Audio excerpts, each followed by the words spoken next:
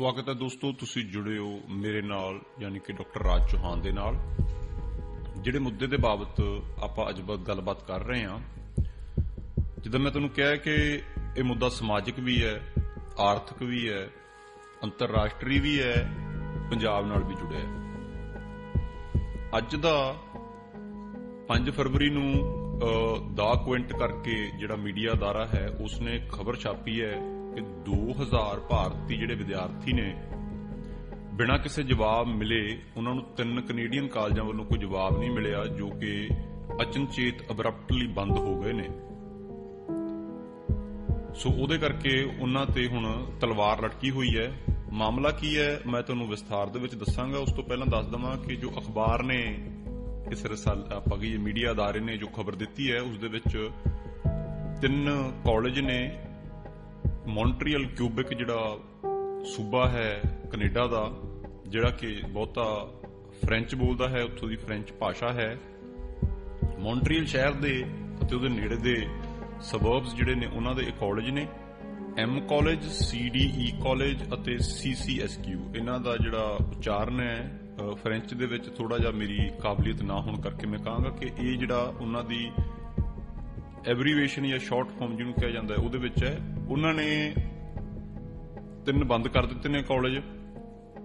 10 जनवरी नूं क्लासां दोबारा स्टार्ट होणीआं सी, उस तो बाद नहीं होईआं। ये ज्यादातर वोकेशनल ट्रेनिंग कराउंदे ने कॉलेज। इन्हां दे विच जिहड़े बच्चे ने या आपां कहीए विद्यार्थी ने, नौजवान ने, वो अंतरराष्ट्री बहुतात दे विच उन्हां दी संख्या है। प्रभावित जिहड़े विद्यार्थी ने उन्हां दा जे आंकड़े की गल करिए तो इस रसाले वालों जो दस्सिया गया है, मैं तुहानूं दस देवां कि यह रसाला मैं तां दस रहा क्योंकि भारती मीडिया दे विच एक तरह नाल पहला है जिसने गल चुकी है। हालांकि इहदे बाबत जिहड़ी गुजारिश है, गुहार है, वो पिछले साल तो ही लाई जा रही है इस मामले के प्रति, पर हुण इहनूं बहुत थां मिली है।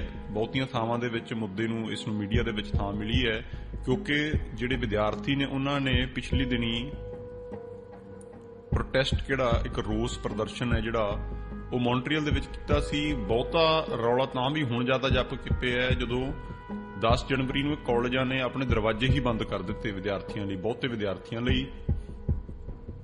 सो इस अदारे दे मुताबिक 1173 जिहड़े विद्यार्थी ने वो इस कॉलेज दे विच पढ़ रहे हैं, जिन्हां चों 637 विद्यार्थी ऑनलाइन क्लासां जिहड़ियां ने वो भारत तो लगा रहे ने। इन्हां विद्यार्थियों ने कैनेडा दी एजुकेशन मिनिस्ट्री, उस प्रांत दी, उस सूबे दी मिनिस्ट्री नूं भी लिखण दी कोशिश कीती। जिहड़े भारत दे अंबैसडर ने कनेडा नूं उन्हां नूं भी लिखण दी कोशिश कीती। जिहड़े मॉन्ट्रियल दे विच MP ने उन्हां नूं भी, अते होर भी जिहड़ियां ਵੱਖ-ਵੱਖ ओपोजिशन ਦੇ भी ਜਿਹੜੇ मिनिस्टर ने ਜਾਂ ਆਪਾਂ ਕਹੀਏ ਲੀਡਰ ਨੇ ਉਹਨਾਂ ਨੂੰ ਵੀ ਪਹੁੰਚਣ ਦੀ ਕੋਸ਼ਿਸ਼ ਕੀਤੀ ਹੈ, ਪਰ ਇਹਨਾਂ ਤੇ ਹੁਣ ਤਲਵਾਰ ਲਟਕ ਰਹੀ ਹੈ। ਜਦੋਂ ਮੈਂ ਕਹਿੰਦਾ ਕਿ ਬਹੁਤੇ ਭਾਰਤ ਚੋਂ ਨੇ, ਇਹ ਸੁਭਾਵਿਕ ਜੀ ਗੱਲ ਹੈ ਕਿ ਉਹਨਾਂ ਚੋਂ ਕਰੀਬਨ ਜੇ ਆਪਾਂ ਇੱਕ ਪੁਰਾਣੇ ਵਿਦਿਆਰਥੀ ਦੀ ਜਿਹੜੀ ਸਟੇਟਮੈਂਟ ਛਪੀ ਹੈ ਉਹਦੇ ਮੁਤਾਬਕ ਜਾਈਏ ਤਾਂ 95% ਕਹਿੰਦੇ ਪੰਜਾਬ ਤੋਂ ਨੇ। ਇਹਨਾਂ ਨੇ ਤਕਰੀਬਨ ਕੋਈ 16 ਤੋਂ ਲੈ ਕੇ 17 ਲੱਖ ਜਿਹੜਾ ਹੈ ਉਹ ਪੜ੍ਹਾਈ ਦੇ ਬਾਬਤ ਲਗਾਇਆ ਹੋਇਆ ਹੈ। ਤੇ ਨਾਲ ਹੀ ਜਦੋਂ ਇਹਦੇ ਬਾਬਤ ਇੱਥੋਂ ਦੇ ਕੈਨੇਡਾ ਦੇ ਸਿਆਸਤਦਾਨਾਂ ਨੂੰ ਪਹੁੰਚ ਬਣਾਈ ਗਈ, ਜਿਹੜੇ ਹੁਣ ਸਰੀ ਏਰੀਆ ਦੇ ਮੈਂਬਰ ਪਾਰਲੀਮੈਂਟ ਨੇ, ਸਰੀ ਦੀ ਇੱਕ ਹਲਕੇ ਤੋਂ ਰਣਦੀਪ ਸਰਾਏ, ਉਹਨਾਂ ਦਾ ਜਿਹੜਾ ਬਿਆਨ ਵੀ ਛਪਿਆ ਉਹਦੇ ਵਿੱਚ ਦੱਸਿਆ ਗਿਆ, ਉਹਨਾਂ ਨੇ ਕਿਹਾ ਹੈ पेशे तो वो वकील ने, खुद जिहड़े MP ने रणदीप सराय वो पेशे तो वकील ने। उन्होंने ये गल दसी है कि एक क्यूबिक दी सरकार ने उथों दी, ये फैडरल दा मसला नहीं है, ये जिहड़ी प्रांत दी या आपां कहीए सूबे दी सरकार है क्यूबिक दी, उन्होंने एक कॉलेजां दे लाइसेंस जिहड़े ने वो रद्द कर दिते ने जदों उन्होंने पाया कि ये अंग्रेजी माध्यम दे स्कूल ने, इंग्लिश लैंगुएज दे, ना कि फ्रेंच दे। उस तो बाद कहंदे भी जिहड़े फंड ना सही होण करके उन्हां दा ਬਜਟ ਦਾ ਜਾਂ ਆਪਾਂ ਪੈਸੇ ਦਾ ਹਿਸਾਬ ਕਿਤਾਬ ਨਾ ਸਹੀ ਹੋਣ ਕਰਕੇ ਉਹਦੇ ਕਰਕੇ ਇਹਨਾਂ ਨੇ ਕਹਿੰਦੇ ਬੈਂਕਰਪਸੀ ਲਈ ਫਾਈਲ ਕਰ ਦਿੱਤਾ ਤੇ ਭੱਜ ਗਏ ਨੇ। ਇਹ ਸਟੇਟਮੈਂਟ ਅਖਬਾਰ ਦੇ ਹਿਸਾਬ ਨਾਲ ਹੈ। ਪਰ ਜੇ ਤੁਸੀਂ ਜਾਣਨਾ ਚਾਹੋ ਤਾਂ ਬੜੇ ਸੌਖੇ ਹੀ ਇੰਟਰਨੈਟ ਤੇ ਉਹਨਾਂ ਦੀ ਜਿਹੜੀ ਕਿਸੇ ਰੇਡੀਓ ਸਟੇਸ਼ਨ ਨਾਲ ਟਾਕ ਹੈ ਜਿਹੜੀ ਉਹ ਮਿਲ ਜਾਂਦੀ ਹੈ ਤੇ ਉੱਥੇ ਉਹ ਦੱਸਦੇ ਨੇ ਕਿ ਸਟੂਡੈਂਟ ਹੁਣ ਕੀ ਕਰਨਾ ਚਾਹੀਦਾ ਹੈ, ਕਾਨੂੰਨੀ ਕਾਰਵਾਈ ਕਿਵੇਂ ਕਰਨੀ ਚਾਹੀਦੀ ਹੈ, ਕਿੱਥੇ ਜਾਣਾ ਚਾਹੀਦਾ ਹੈ। ਉਹ ਇਹ ਕਹਿੰਦੇ ਨੇ ਕਿ ਤੁਸੀਂ ਹੋਰ ਥਾਂ ਤੇ ਕਿਸੇ ਹੋਰ ਕਾਲਜ 'ਚ ਐਡਮਿਸ਼ਨ ਲੈ ਸਕਦੇ ਹੋ ਜਾ ਕੇ। ਪਰ ਉਹਦੇ ਮਸਲੇ ਤੇ ਵੀ ਮੈਂ ਆਵਾਂਗਾ ਕਿ ਉਹਦੇ ਵਿੱਚ ਕੀ ਕਮੀਆਂ ਨੇ, ਪੇਸ਼ੀਆਂ ਨੇ। ਦੂਜੀ ਗੱਲ ਇਹ ਹੈ ਵੀ ਇਹਨਾਂ ਨੂੰ ਸ਼ਾਇਦ ਦੁਬਾਰਾ ਤੋਂ IELTS ਜਿਹੜਾ ਐਗਜ਼ਾਮ ਹੁੰਦਾ ਹੈ ਅੰਗਰੇਜ਼ੀ ਦੀ ਤੁਹਾਡੀ ਸਮਰੱਥਾ ਬੋਲਣ ਦਾ, ਉਹਦੀ ਪ੍ਰਮਾਣਤਾ ਲਈ ਦੁਬਾਰਾ ਤੋਂ ਜਿਹੜਾ ਹੈ ਇਹਨਾਂ ਨੂੰ ਬੈਠਣਾ ਪਵੇ, ਪਰਚਾ ਦੇਣਾ ਪਵੇ। ਦੂਜੀ ਗੱਲ ਹੈ ਕਿ ਜਿਹੜੀ ਫੀਸ ਹੈ ਜਿਹੜੀ ਇਹਨਾਂ ਦੀ ਭਰੀ ਹੋਈ ਹੈ, ਜਦੋਂ ਬੈਂਕਰਪਸੀ ਸ਼ਬਦ ਦਾ ਇਸਤੇਮਾਲ ਕਰਿਆ, ਪਰ ਜੇਕਰ ਪੱਛਮੀ ਮੁਲਕਾਂ ਦੀ ਤੇ ਖਾਸ ਤੌਰ ਤੇ ਕੈਨੇਡਾ ਦੀ ਗੱਲ ਕਰੀਏ ਤਾਂ ਕ੍ਰੈਡੀਟਰਸ ਪ੍ਰੋਟੈਕਸ਼ਨ ਕਰਕੇ ਜਿਹੜੀ ਹੈ ਕਾਰਵਾਈ ਚੱਲ ਰਹੀ ਹੈ। ਬੈਂਕਰਪਸੀ ਨਹੀਂ ਹੈ ਹਜੇ ਉਸ ਨੂੰ ਮੰਨਦਾ ਜਿਹੜਾ ਐਡਵਾਈਜ਼ਰੀ ਜਾਂ ਮੀਡੀਏਟਰ ਜਿਹੜਾ ਕੋਰਟ ਵੱਲੋਂ ਲਾਇਆ ਗਿਆ ਉਸ ਨੂੰ ਬੈਂਕਰਪਸੀ ਨਹੀਂ ਮੰਨਿਆ ਜਾਂਦਾ, ਉਸ ਨੂੰ ਅਜੇ ਕ੍ਰੈਡੀਟਰ ਪ੍ਰੋਟੈਕਸ਼ਨ ਮੰਨਿਆ ਜਾਂਦਾ ਹੈ। ਉਹਦੇ ਬਾਰੇ ਮੈਨੂੰ ਤਕਨੀਕੀ ਤੌਰ ਤੇ ਉਹਦੀ ਜਾਣਕਾਰੀ ਨਹੀਂ ਹੈ, ਪਰ ਮੋਟੇ ਤੌਰ ਤੇ ਤੁਹਾਨੂੰ ਜ਼ਰੂਰ ਦੱਸਾਂਗਾ। ਨਾਲ ਇੱਕ ਹੋਰ ਤਲਵਾਰ ਲਟਕ ਰਹੀ ਹੈ ਕਿ ਜਦੋਂ ਤੁਹਾਡੇ ਕਾਲਜ ਵਗੈਰਾ ਬੰਦ ਹੋ ਜਾਂਦੇ ਨੇ, ਜਦੋਂ ਤੁਹਾਡੀ ਪੜ੍ਹਾਈ ਨਹੀਂ ਚੱਲ ਰਹੀ ਹੁੰਦੀ, ਤਾਂ ਤੁਸੀਂ ਕੈਨੇਡਾ ਦੇ ਕਾਨੂੰਨਾਂ ਦੇ ਮੁਤਾਬਕ ਕੰਮ ਨਹੀਂ ਕਰ ਸਕਦੇ। ਆਮ ਤੌਰ ਤੇ ਵਿਦਿਆਰਥੀਆਂ ਨੂੰ ਪੜ੍ਹਾਈ ਦੇ ਨਾਲ 20 ਘੰਟੇ ਤੱਕ ਕੈਂਪਸ ਤੋਂ ਬਾਹਰ ਕੰਮ ਕਰਨ ਦੀ ਇਜਾਜ਼ਤ ਹੁੰਦੀ ਹੈ, ਪਰ ਜਦੋਂ ਹੁਣ ਕਾਲਜ ਹੀ ਬੰਦ ਨੇ, ਤੁਹਾਡੀ ਪੜ੍ਹਾਈ ਨਹੀਂ ਚੱਲ ਰਹੀ, ਤਾਂ ਤੁਸੀਂ ਕੰਮ ਵੀ ਨਹੀਂ ਕਰ ਸਕਦੇ। ਹੁਣ ਪੜ੍ਹਾਈ ਵੀ ਪੂਰੇ ਹੋਣ ਦੇ ਅਸਾਰ ਕੋਈ ਨਹੀਂ ਨਜ਼ਰ ਆ ਰਹੇ, ਕੰਮ ਵੀ ਨਹੀਂ ਕਰ ਸਕਦੇ, ਤਲਵਾਰ ਵੀ ਲਟਕੀ ਹੋਈ ਹੈ। ਇੱਕ ਤਲਵਾਰ ਇਹ ਲਟਕੀ ਹੋਈ ਹੈ, ਕੁਝ ਵਿਦਿਆਰਥੀ ਤਾਂ ਕੈਨੇਡਾ ਮੌਂਟਰੀਅਲ ਦੇ ਵਿੱਚ ਨੇ, ਕੁਝ ਨੇ ਜਿਹੜੀ ਆਪਣੀ ਪੜ੍ਹਾਈ ਹੈ ਆਨਲਾਈਨ ਭਾਰਤ ਤੋਂ ਹੀ ਸ਼ੁਰੂ ਕਰ ਲਈ ਸੀ। ਜਿੱਦਾਂ 2 ਸਾਲ ਦੀ ਜੇ ਪੜ੍ਹਾਈ ਹੈ, 1 ਸਾਲ ਦੀ ਕਿਸੇ ਦੀ ਪੂਰੀ ਹੋਈ ਹੈ, ਕਿਸੇ ਦੀ 6 ਮਹੀਨੇ ਦੀ ਹੋਈ ਹੈ। ਕੁਝ ਇਹੋ ਜਿਹੇ ਨੇ ਜਿਨ੍ਹਾਂ ਦੀ ਬਿਲਕੁਲ ਆਖਰ 'ਚ, ਜਿਵੇਂ ਕਹਿੰਦੇ ਹਾਥੀ ਲੰਘ ਗਿਆ ਤੇ ਪੂੰਛ ਰਹਿ ਗਈ, ਆਖਰ ਦੇ ਵਿੱਚ ਸੀ। ਹੁਣ ਉਹਨਾਂ ਦਾ ਕੋਈ ਵਾਲੀ ਵਾਰਸ ਨਹੀਂ ਬਣ ਰਿਹਾ, ਕੋਈ ਉਹਨਾਂ ਦੀ ਬਾਂਹ ਨਹੀਂ ਫੜ ਰਿਹਾ। ਇਹਦੇ ਵਿੱਚ ਇਸ ਖਬਰ ਦੇ ਮੁਤਾਬਕ ਜਿਹੜੇ MP ਨੇ ਗੁਰਜੀਤ ਔਜਲਾ ਅੰਮ੍ਰਿਤਸਰ ਤੋਂ, ਉਹਨਾਂ ਨੇ ਕਿਹਾ ਕਿ ਮੈਂ ਜਿਹੜੇ ਕੈਨੇਡਾ ਦੇ ਹਾਈ ਕਮਿਸ਼ਨਰ ਨੇ ਭਾਰਤ ਦੇ ਵਿੱਚ ਉਹਨਾਂ ਨੂੰ ਚਿੱਠੀ ਲਿਖੂੰਗਾ ਤੇ ਜਿਹੜੇ ਭਾਰਤੀ ਕਮਿਸ਼ਨਰ ਨੇ ਕੈਨੇਡਾ ਦੇ ਵਿੱਚ ਉਹਨਾਂ ਨੂੰ ਚਿੱਠੀ ਲਿਖੂੰਗਾ ਕਿ ਇਹਨਾਂ ਦਾ ਇਨਸਾਫ ਕੀਤਾ ਜਾਵੇ। ਇਹਨਾਂ ਚੋਣਾਂ ਦੇ ਮੌਸਮ ਦੇ ਵਿੱਚ, ਕਿਉਂਕਿ ਚੋਣਾਂ ਹੋ ਰਹੀਆਂ ਨੇ, ਕਿਸੇ MP ਦਾ ਇਸ ਤਰ੍ਹਾਂ ਲਿਖਣਾ, ਕਹਿਣਾ ਜਾਂ ਕਰ ਦੇਣਾ ਜਾਂ ਕੁਝ ਕਰਵਾ ਕੇ ਇਨਸਾਫ ਦਿਵਾਉਣਾ ਬਹੁਤ ਵੱਡੀ ਗੱਲ ਹੈ। ਇਹਨਾਂ ਵਿਦਿਆਰਥੀਆਂ ਵੱਲੋਂ ਵੱਡੇ ਪੱਧਰ ਦੇ ਉੱਪਰ ਸੋਸ਼ਲ ਮੀਡੀਆ ਤੇ ਮੁਹਿੰਮ ਵਿੱਢੀ ਗਈ ਹੈ, ਜਿਸ ਦੇ ਵਿੱਚ ਇਹਨਾਂ ਨੇ ਟਵਿੱਟਰ ਵਗੈਰਾ ਤੇ ਵੱਖ-ਵੱਖ ਸਿਆਸਤਦਾਨਾਂ ਨੂੰ, ਚਾਹੇ ਉਹ ਕੈਨੇਡਾ ਦੇ ਹੋਣ ਚਾਹੇ ਭਾਰਤ ਦੇ ਹੋਣ, ਭਗਵੰਤ ਮਾਨ ਖਾਸ ਤੌਰ ਤੇ ਇਹਨਾਂ ਚੀਜ਼ਾਂ 'ਚ ਮੰਨਿਆ ਜਾਂਦਾ, ਉਹਨਾਂ ਨੂੰ ਪਹੁੰਚ ਕੀਤੀ ਹੈ ਟਵਿੱਟਰ ਦੇ ਉੱਤੇ। ਅਜੇ ਤੱਕ ਜਿਹੜੀਆਂ ਤਾਜ਼ੀ ਰਿਪੋਰਟਾਂ ਨੇ, ਅੱਜ 5 ਫਰਵਰੀ ਦੇ ਹਿਸਾਬ ਨਾਲ ਸਿਰਫ ਗੁਰਜੀਤ ਔਜਲਾ ਦੀ ਇਹ ਕੁਇੰਟ ਨੇ ਖਬਰ ਛਾਪੀ ਹੈ, ਕੁਝ ਚਿੱਠੀ ਪੱਤਰ ਲਿਖਣਗੇ। ਜਿਹੜੇ ਕੈਨੇਡਾ ਦੇ ਭਾਰਤੀ ਮੂਲ ਦੇ MP ਨੇ ਸਰੀ ਤੋਂ, ਬ੍ਰਿਟਿਸ਼ ਕੋਲੰਬੀਆ ਤੋਂ, ਰਣਦੀਪ ਸਰਾਏ, ਉਹਨਾਂ ਨੇ ਤਾਂ ਇਹੋ ਕਿਹਾ ਕਿ ਇਹ ਕਾਨੂੰਨੀ ਕਾਰਵਾਈ, ਉਹ ਆਪ ਵਕੀਲ ਨੇ, ਉਹਨਾਂ ਨੂੰ ਜ਼ਿਆਦਾ ਜਾਣਕਾਰੀ ਹੋਣੀ ਹੈ। ਇਹਦੇ ਵਿੱਚ ਤੁਸੀਂ ਇੱਕ ਪਾਰਟੀ ਬਣ ਜਾਓ, ਵਕੀਲ ਕਰ ਲਓ, ਪੈਸੇ ਇਕੱਠੇ ਕਰਕੇ। ਜੇ GoFundMe ਜਿਹੜੀ ਵੈਬਸਾਈਟ ਹੈ, ਇਸ ਦਾ ਵੀ ਜ਼ਿਕਰ ਉਹਨਾਂ ਨੇ ਕਰਿਆ ਆਪਣੀ ਇੰਟਰਵਿਊ ਦੇ ਵਿੱਚ ਕਿ ਤੁਸੀਂ ਉੱਥੇ ਜਾ ਕੇ ਤੁਹਾਨੂੰ $100 ਲੱਗਣੇ ਨੇ, ਵਕੀਲ ਕਰ ਲਵੋ। ਇਹ ਸਿਆਸਤਦਾਨ ਦਾ ਕਹਿਣਾ ਹੈ। ਮੈਨੂੰ ਲੱਗਦਾ ਕਿ ਇੱਕ ਸਿਆਸਤਦਾਨ ਨਾਲੋਂ ਉਹਨਾਂ ਨੇ ਇੱਕ ਵਕੀਲ ਦੇ ਤੌਰ ਤੇ ਜਿਹੜੀ ਹੈ ਉਹ ਜ਼ਿਆਦਾ ਰਾਏ ਦਿੱਤੀ ਹੈ। ਖੈਰ, ਉਹਦੇ ਵਿੱਚ ਕੋਈ ਵੱਡੀ ਗੱਲ ਨਹੀਂ, ਪਰ ਹਾਲ ਦੀ ਘੜੀ ਫੌਰੀ ਤੌਰ ਤੇ ਜਿਹੜੇ ਇਹ ਵਿਦਿਆਰਥੀ ਨੇ ਜਿਨ੍ਹਾਂ ਦਾ ਭਵਿੱਖ ਖਤਰੇ ਦੇ ਵਿੱਚ ਹੈ, ਇਹ ਤੇ ਗੱਲ ਕਰਨੀ ਬਣਦੀ ਹੈ। ਮੈਨੂੰ ਪਤਾ ਹੈ ਕਿ ਜਿਹੜੇ ਸਾਡੇ ਭਾਈਚਾਰਾ ਸੁਣ ਰਹੇ ਹੈ, ਬਹੁਤੇ ਲੋਕ ਇਸ ਤਰ੍ਹਾਂ ਦੀ, ਕਿਉਂਕਿ ਕੈਨੇਡਾ ਦੇ ਵਿੱਚ ਪਹਿਲਾਂ ਖਬਰਾਂ ਵੀ ਆਈਆਂ ਨੇ ਕਿ ਬਹੁਤ ਭਾਈਚਾਰਾ ਜਿਹੜਾ ਹੈ ਜਿਸ ਨੇ ਅੰਤਰਰਾਸ਼ਟਰੀ ਵਿਦਿਆਰਥੀਆਂ ਨੂੰ ਕੋਈ ਚੰਗੀ ਭਾਵਨਾ ਨਾਲ ਨਹੀਂ ਵੇਖਿਆ। ਹੋ ਸਕਦਾ ਹੈ, ਜਿਵੇਂ ਕਹਿੰਦੇ ਆ ਕਿ ਟੋਕਰੀ ਦੇ ਵਿੱਚ ਸਾਰੇ ਫਲ ਚੰਗੇ ਨਹੀਂ ਹੁੰਦੇ, ਕੋਈ ਮਾੜਾ ਵੀ ਹੁੰਦਾ ਹੈ, ਤੇ ਕਹਿੰਦੇ ਨੇ ਫਲ ਸਾਰਿਆਂ ਨੂੰ ਖਰਾਬ ਕਰ ਦਿੰਦਾ, ਪਰ ਉਸ ਫਲ ਨੂੰ ਕੱਢ ਕੇ ਸਾਈਡ ਤੇ ਵੀ ਰੱਖਿਆ ਜਾ ਸਕਦਾ, ਬਾਕੀਆਂ ਨੂੰ ਬਚਾਇਆ ਜਾ ਸਕਦਾ। ਸੋ ਸਾਰੇ ਇੱਕੋ ਜਿਹੇ ਨਹੀਂ ਹੁੰਦੇ। ਲੰਬੀ ਗੱਲ ਤੇ ਨਾ ਜਾਂਦੇ ਹੋਏ, ਇਸ ਜਿਹੜਾ ਮੁੱਦਾ ਹੈ, ਫੌਰੀ ਤੌਰ ਤੇ ਜਿਹੜੇ ਇਹ 11-1200 ਦੇ ਕਰੀਬ 1173 ਜਿਹੜੇ ਵਿਦਿਆਰਥੀ ਨੇ, ਇਹਨਾਂ ਦੀ ਸਮੱਸਿਆ ਦਾ ਹੱਲ ਜ਼ਰੂਰ ਕਰਨਾ ਬਣਦਾ ਹੈ, ਕਿਉਂਕਿ ਇਹਨਾਂ ਦੇ ਪੈਸੇ ਜਿਹੜੇ ਨੇ ਉਹ ਫਸ ਚੁੱਕੇ ਨੇ। ਜਿਹੜੀ ਇਹ ਰਿਫੰਡ ਚਾਹੁੰਦੇ ਸੀ ਕਿ ਰਿਫੰਡ ਮਿਲੇ, ਉਹ ਫਸ ਚੁੱਕੇ ਹੈ, ਕਿਉਂਕਿ ਕਾਲਜ ਜਿਹੜੇ ਨੇ ਜਾਂ ਜਿਹੜਾ ਗਰੁੱਪ ਸਮੂਹ ਹੈ ਜਿਹੜਾ ਇਹ ਵਿਦਿਅਕ ਸੰਸਥਾਵਾਂ ਚਲਾਉਂਦਾ ਹੈ, ਜਾਂ ਇਹਦੇ ਜਿਹੜਾ ਤਾਣਾ ਬਾਣਾ ਜਿਹੜਾ ਮੈਂ ਅੱਗੇ ਦੱਸਾਂਗਾ ਇਸ ਬਾਰੇ, ਉਹ ਕ੍ਰੈਡੀਟਰਸ ਪ੍ਰੋਟੈਕਸ਼ਨ ਦੇ ਲਈ ਚਲਾ ਗਿਆ ਹੈ, ਜਿਸ ਦੇ ਅਧੀਨ ਹੁਣ ਕਾਰਵਾਈ ਵਿੱਢਤੀ ਗਈ ਹੈ। ਇੱਕ ਜਿਹੜੀ ਅਦਾਰਾ ਹੈ ਰਜਿਸਟਰ ਕਰਕੇ ਐਡਵਾਈਜ਼ਰੀ ਗਰੁੱਪ, ਉਹ ਸਾਰਾ ਕੰਮ ਸੰਭਾਲ ਰਿਹਾ ਹੈ ਤੇ ਇਹ ਕਾਨੂੰਨ ਦੇ ਦਾਇਰੇ 'ਚ ਆ ਗਈ ਹੈ, ਕੋਰਟ ਦੇ ਵਿੱਚ ਮਸਲਾ ਚਲਾ ਗਿਆ ਹੈ। ਸੋ ਕਿਸੇ ਦੇ ਵੀ ਪੈਸੇ ਦਾ ਲੈਣ ਦੇਣ ਰੁਕ ਗਿਆ। ਜੇ ਕੋਈ ਵਿਦਿਆਰਥੀ ਆਪਣਾ ਰਿਫੰਡ ਚਾਹੁੰਦੇ ਸੀ, ਉਹ ਰਿਫੰਡ ਨਹੀਂ ਹੋ ਪਾ ਰਿਹਾ। ਜਿਹੜਾ MP ਸਾਹਿਬ ਨੇ ਉਹਨਾਂ ਨੂੰ ਮਸ਼ਵਰਾ ਦਿੱਤਾ ਹੈ ਕਿ ਤੁਸੀਂ ਕਿਸੇ ਹੋਰ ਕਾਲਜ ਦੇ ਵਿੱਚ ਐਡਮਿਸ਼ਨ ਲੈ ਲਵੋ, ਉਸ ਦੇ ਲਈ ਫੇਰ ਫੀਸ ਚਾਹੀਦੀ ਹੈ। ਆਮ ਤੌਰ ਤੇ ਕੀ ਹੁੰਦਾ ਹੈ, ਜੇ ਤੁਸੀਂ ਇੱਕ ਵਿਦਿਅਕ ਅਦਾਰੇ ਨੂੰ ਛੱਡ ਕੇ ਕਿਸੇ ਹੋਰ ਦੇ ਵਿੱਚ ਕਾਲਜ ਦੇ ਵਿੱਚ ਫੀਸ ਲੈਂਦੇ ਹੋ ਉਸੇ ਸੂਬੇ ਦੇ ਵਿੱਚ, ਤਾਂ ਤੁਹਾਡੇ ਪੈਸੇ ਜਿਹੜੇ ਨੇ ਉਹ ਕਾਲਜ ਉਸ ਨੂੰ ਭੇਜ ਦਿੰਦਾ ਦੂਸਰੇ ਕਾਲਜ ਨੂੰ। ਮਤਲਬ ਤੁਹਾਨੂੰ ਪੈਸੇ ਇੱਕ ਥਾਂ ਤੇ ਫਸਾਏ ਹੁੰਦੇ, ਦੂਜੀ ਜਗ੍ਹਾ ਤੇ ਚਲੇ ਜਾਂਦੇ ਨੇ। ਪਰ ਹੁਣ ਇਹ ਪੈਸੇ ਫਸ ਗਏ ਨੇ। ਜੇ ਦੂਜੀ ਜਗ੍ਹਾ ਤੇ ਤੁਸੀਂ ਐਡਮਿਸ਼ਨ ਲੈਣੀ ਹੈ ਤਾਂ ਫਿਰ ਉਹੀ ਜਿਹੜੇ 15, 20, 25 ਹਜ਼ਾਰ ਡਾਲਰ ਜਿਹੜੇ ਨੇ ਕੈਨੇਡੀਅਨ ਡਾਲਰ, ਉਹ ਦੇਣੇ ਪੈਣਗੇ।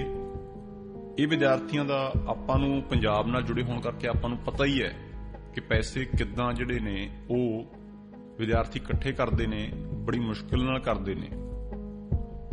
ਪਹਿਲਾ ਮਸਲਾ ਇਹ ਹੈ। ਦੂਜਾ ਹੈ ਕਿ ਉਹਨਾਂ ਕੋਲ ਵਰਕ ਪਰਮਿਟ ਤੇ ਜਿਹੜਾ ਸਟੱਡੀ ਵੀਜ਼ਾ ਹੈ, ਸਟੱਡੀ ਵੀਜ਼ਾ ਵੀ ਇੱਕ ਸੀਮਿਤ ਸਮੇਂ ਲਈ ਲੱਗਦਾ ਹੈ ਕਿ ਤੁਸੀਂ 2 ਸਾਲ 'ਚ ਪੜ੍ਹਾਈ ਆਪਣੀ ਮੁਕੰਮਲ ਕਰ ਲਵੋਗੇ। 3 ਸਾਲ 2.5 ਸਾਲ ਜੋ ਵੀ ਸਮਾਂ ਹੈ, ਉਹ ਸਮਾਂ ਬੀਤਦਾ ਜਾ ਰਿਹਾ ਹੈ।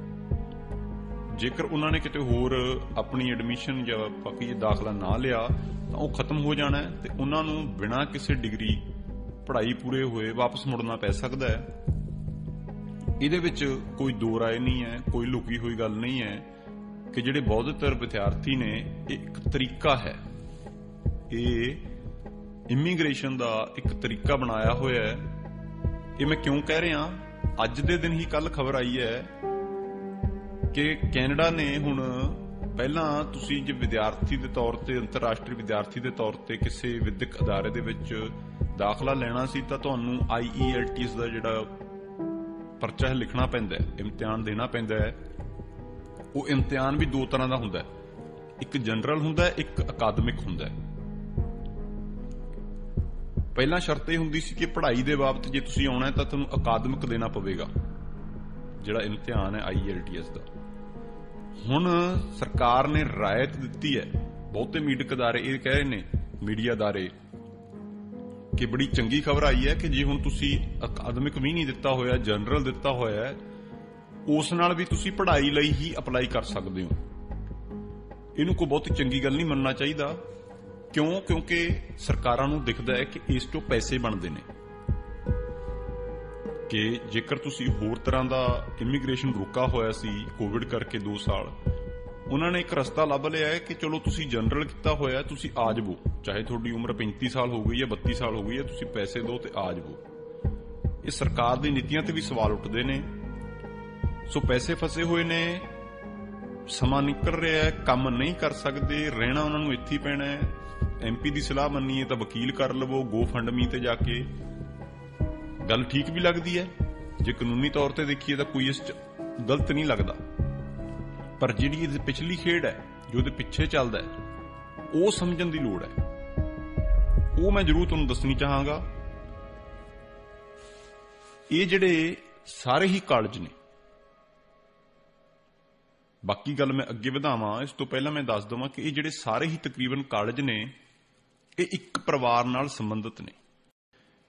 ਉਹ ਪਰਿਵਾਰ ਦਾ ਜਿਹੜਾ ਨਾਮ ਹੈ ਉਹ ਹੈ ਮੈਸਟੈਂਚੂਨੋ। ਇਹ ਇਹਨਾਂ ਦੇ ਜਿਹੜੇ ਕਰਤਾ ਧਰਤਾ ਨੇ ਪਰਿਵਾਰ ਦੇ, ਕੈਰਲ ਮੈਸਟੈਂਚੂਨੋ, ਉਹਨਾਂ ਦੀ ਧੀ ਹੈ ਕ੍ਰਿਸਟੀਨਾ ਅਤੇ ਜੋਸਫ। ਹੋਰ ਵੀ ਬੰਦੇ ਸ਼ਾਮਲ ਨੇ, ਪਰ ਪ੍ਰਮੁੱਖ ਤੌਰ ਤੇ ਜਿਹੜੇ ਇਹ ਮੈਸਟੈਂਚੂਨੋ ਜਿਹੜਾ ਹੈ, ਇਹ ਪਰਿਵਾਰ ਜੁੜਿਆ ਹੋਇਆ ਹੈ। ਤੇ ਜਿਹੜਾ ਅਦਾਰਾ ਹੈ ਜਾਂ ਆਪਾਂ ਸਮੂਹ ਹੈ ਜਿਸ ਦਾ ਮੈਂ ਨਾਮ ਕਹਾਂ, ਉਹ ਹੈ RPI। ਉਸ ਦੀ ਵਿਸਥਾਰ 'ਚ ਮੈਂ ਆਵਾਂਗਾ। ਤੁਹਾਨੂੰ ਮੈਂ ਥੋੜਾ ਜਿਹਾ ਵੇਰਵਾ ਦੱਸ ਦੇਵਾਂ ਕਿ ਜਿਹੜਾ ਕੋਰਟ ਦੇ ਵਿੱਚ ਇਹਨਾਂ ਦਾ ਐਡਵਾਈਜ਼ਰੀ ਗਰੁੱਪ ਹੈ ਜਾਂ ਜਿਹੜਾ ਮੋਨੀਟਰ ਗਰੁੱਪ ਕੋਰਟ ਦੁਆਰਾ ਲਾਇਆ ਗਿਆ ਹੈ, ਉਸ ਨੇ ਜੋ ਵੇਰਵਾ ਦਿੱਤਾ ਹੈ, ਜੋ ਆંકੜੇ ਸਾਂਝੇ ਕੀਤੇ ਨੇ, ਉਸ ਦੇ ਵਿੱਚੋਂ ਕੋਈ ਜਾਣਕਾਰੀ ਦੇ ਦੇਵਾਂ। ਇਸ ਦੇ ਵਿੱਚ ਜਿਹੜਾ ਆਰਪੀਆਈ ਗਰੁੱਪ ਹੈ, ਇਹ ਰਾਈਜ਼ਿੰਗ ਫਿਨਿਕਸ ਹੈ, ਵੈਸੇ ਆਰਪੀਆਈ ਗਰੁੱਪ ਦੇ ਨਾਮ ਨਾਲ ਜਾਂਦਾ ਹੈ। ਇਹ ਅੰਤਰਰਾਸ਼ਟਰੀ ਵਿਦਿਆਰਥੀਆਂ ਨੂੰ ਜਿਹੜਾ ਹੈ ਰਿਕਰੂਟ ਕਰਦਾ ਹੈ। ਅੰਤਰਰਾਸ਼ਟਰੀ ਕਹਿੰਦੇ ਨੇ, ਪਰ ਬਹੁਤੇ ਜਿਹੜੇ ਨੇ ਭਾਰਤ ਤੇ ਭਾਰਤ ਪੰਜਾਬ ਤੋਂ ਨੇ। ਜਿਹੜੇ ਵਿਦਿਆਰਥੀ ਨੇ ਉਹਨਾਂ ਤੋਂ ਕੋਈ 28 ਤੋਂ 30 ਹਜ਼ਾਰ ਦੇ ਵਿੱਚ ਜਿਹੜੀ ਹੈ ਉਹ ਟਿਊਸ਼ਨ ਫੀ ਜਿਹੜੀ ਲਈ ਜਾਂਦੀ ਹੈ 2 ਸਾਲਾਂ ਦੇ ਕੋਰਸ ਦੇ ਲਈ। ਉਸ ਤੋਂ ਬਾਅਦ ਜਿਸ ਵਿਦਿਅਕ ਅਦਾਰੇ ਦੇ ਨਾਲ, ਜਿਹੜਾ ਆਰਪੀਆਈ ਉਹ ਹੈ ਇੱਕ ਏਜੰਸੀ ਹੈ, ਰਿਕਰੂਟਿੰਗ ਏਜੰਸੀ ਰਾਈਜ਼ਿੰਗ ਫਿਨਿਕਸ, ਫਿਰ ਉਹ ਵਿਦਿਅਕ ਅਦਾਰੇ ਨੂੰ ਪੈਸੇ ਦੇ ਦਿੰਦੇ ਨੇ। ਆਮ ਤੌਰ ਤੇ ਜਿਹੜੀਆਂ ਫੀਸਾਂ ਨੇ ਵੱਖ-ਵੱਖ ਤੌਰ ਤੇ ਜਿਹੜੀ ਪੈਸੇ ਲੈਣ ਦੇਣ ਦਾ ਹੈ ਕੰਮ, ਉਹ ਸਾਰਾ ਆਰਪੀਆਈ ਰੱਖਦਾ ਹੈ। ਆਰਪੀਆਈ ਜਿਹੜਾ ਰਿਕਰੂਟਿੰਗ ਏਜੰਸੀ ਹੈ ਉਹ ਵੇਖਦੀ ਹੈ। ਹੈਰਾਨੀ ਵਾਲੀ ਗੱਲ ਹੋਵੇਗੀ ਕਿ ਪਿਛਲੇ ਦਿਨਾਂ ਦੇ ਵਿੱਚ ਆਪਾਂ ਖਬਰਾਂ ਦੇ ਵਿੱਚ ਆਇਆ ਸੀ ਕਿ ਮੁੱਖ ਮੰਤਰੀ ਚਰਨਜੀਤ ਚੰਨੀ ਨੇ ਕਿਹਾ ਸੀ ਕਿ ਅਸੀਂ ਇੱਕ ਆਪਣਾ ਅਦਾਰਾ ਬਣਾਵਾਂਗੇ। ਉਹਨਾਂ ਨੇ ਪਹੁੰਚ ਕੀਤੀ ਸੀ ਇੱਥੋਂ ਦੇ ਕੈਨੇਡਾ ਦੇ ਜਿਹੜੇ ਮੈਂਬਰ ਨੇ ਇਮੀਗ੍ਰੇਸ਼ਨ ਵਾਲੇ, ਪੁੱਛਣ ਲਈ, ਜਾਣਕਾਰੀ ਲਈ। ਅਤੇ ਸੁਖਬੀਰ ਬਾਦਲ ਨੇ ਵੀ ਇਹੋ ਜਿਹੇ ਬਿਆਨ ਦਿੱਤੇ ਸੀ ਕਿ ਵਿੱਚੋਂ ਕਮਿਸ਼ਨ ਲੈਂਦੇ ਨੇ। ਇਹ ਹਲਫਨਾਮਾ ਆਪਾਂ ਕਹਿ ਸਕਦੇ ਹਾਂ, ਜਿਹੜੀ ਰਿਪੋਰਟ ਦਾਇਰ ਕੀਤੀ ਹੈ, ਇਹਦੇ ਵਿੱਚ ਤਕਰੀਬਨ ਪੂਰਨ ਤੌਰ ਤੇ ਕਿਹਾ ਗਿਆ ਕਿ ਜਿਹੜਾ ਆਰਪੀਆਈ ਹੈ, ਰਿਕਰੂਟਰ ਹੈ ਜਿਹੜਾ, ਕੁੱਲ ਜਿਹੜੀ ਫੀਸ ਹੈ 20, 30 ਹਜ਼ਾਰ, 35 ਹਜ਼ਾਰ ਜਿੰਨਾ ਵੀ ਹੈ, ਉਹਦੇ ਚੋਂ 1/3 1/3 30 ਤੋਂ 33% ਦੇ ਕਰੀਬ ਜਿਹੜਾ ਹੈ ਉਹ ਆਪਣੇ ਕਮਿਸ਼ਨ 'ਚ ਲੈ ਜਾਂਦਾ ਟਿਊਸ਼ਨ ਦੇ ਵਿੱਚੋਂ। ਜਿਹੜਾ ਆਰਪੀਆਈ ਏਜੰਸੀ ਹੈ, ਰਿਕਰੂਟਿੰਗ ਏਜੰਸੀ, ਪੂਰਨ ਤੌਰ ਤੇ ਇੱਕ ਆਰਪੀਆਈ ਅਦਾਰਾ ਹੈ। ਜਦੋਂ ਮੈਂ ਤੱਥਾਂ ਦਾ ਖੁਲਾਸਾ ਕਰਾਂਗਾ ਤੁਸੀਂ ਵੇਖੋਗੇ ਕਿ ਕਿਸ ਤਰ੍ਹਾਂ ਕੜੀਆਂ ਜੁੜੀਆਂ ਹੋਈਆਂ ਨੇ। ਸੋ ਇਹ ਇਸ ਦੇ ਵਿੱਚ ਹੀ ਦੱਸਿਆ ਗਿਆ, ਜਿਹੜੀ ਇਹ ਪਰਿਵਾਰ ਹੈ ਮਸਟੈਂਗ ਚੁਣੋ ਪਰਿਵਾਰ ਨੇ, ਇਹਨਾਂ ਦੀ ਹੀ ਇੱਕ ਰਿਕਰੂਟਿੰਗ ਏਜੰਸੀ ਹੈ, ਇਹਨਾਂ ਦਾ ਹੀ ਇਹ 3 ਕਾਲਜ ਨੇ ਸਿੱਧੇ ਜਾਂ ਸਿੱਧੇ ਤੌਰ ਤੇ। ਮਤਲਬ ਕੁੱਲ ਮਿਲਾ ਕੇ ਇੱਕ ਪਰਿਵਾਰ ਨਾਲ ਹੀ ਜੁੜੀ ਹੋਈ ਗੱਲ ਹੈ। ਕੋਈ ਇਹ ਨਹੀਂ ਕਿ ਬਹੁਤ ਜ਼ਿਆਦਾ ਪਾਰਟਨਰ ਨੇ, ਹੈਗੇ ਨੇ ਹੋਰ ਵੀ ਪਾਰਟਨਰ, ਪਰ ਪ੍ਰਮੁੱਖ ਤੌਰ ਤੇ ਇਹ 3 ਹੀ ਮੇਨ ਨੇ। ਉਸ ਤੋਂ ਬਾਅਦ ਜੇ ਆਪਾਂ ਗੱਲ ਕਰੀਏ, ਇਹ ਕਾਲਜ ਨੇ ਜਿਨ੍ਹਾਂ ਦਾ ਮੈਂ ਨਾਮ ਪਹਿਲਾਂ ਹੀ ਦੱਸ ਚੁੱਕਿਆ, ਐਮ ਕਾਲਜ, ਸੀਡੀਈ ਕਾਲਜ, ਸੀਸੀਐਸਕਿਊ, ਇਹਨਾਂ ਦੇ ਵਿੱਚ ਵੱਖ-ਵੱਖ ਜਿਹੜੇ ਆ ਉਹ ਪ੍ਰੋਗਰਾਮ ਚੱਲਦੇ ਨੇ। ਕੈਨੇਡਾ ਦਾ ਜਿਹੜੀ ਪ੍ਰੋਗਰਾਮ ਹੈ ਇਹ ਕਿ Canada study work and PR, ਇਸ ਤਰ੍ਹਾਂ ਦਾ ਪ੍ਰੋਗਰਾਮ ਦਾ ਨਾਮ ਹੈ, ਜਿਹਦੇ ਵਿੱਚ ਤੁਸੀਂ ਇੱਥੇ ਆ ਕੇ ਪਹਿਲਾਂ ਦਾਖਲਾ ਲੈਂਦੇ ਹੋ, ਪੜ੍ਹਦੇ ਹੋ, ਫਿਰ ਵਰਕ ਪਰਮਿਟ ਲੈਂਦੇ ਹੋ, ਫਿਰ ਪੀਆਰ ਵੱਲ ਜਿਹੜੀ ਹੈ ਤੁਸੀਂ ਕਾਰਵਾਈ ਪਾਉਂਦੇ ਹੋ। ਇਹ ਇੱਕ ਤਰ੍ਹਾਂ ਨਾਲ ਇਮੀਗ੍ਰੇਸ਼ਨ ਦਾ ਹੀ ਪ੍ਰੋਗਰਾਮ ਹੈ। ਇਹਦਾ ਰਸਤਾ ਪੜ੍ਹਾਈ ਵੱਲੋਂ ਆਉਂਦਾ ਹੈ। ਪੜ੍ਹਾਈ ਕਿਸ ਤਰ੍ਹਾਂ ਦੀ ਆ ਉਹ ਆਪਾਂ ਨੂੰ ਪਤਾ ਹੀ ਹੈ।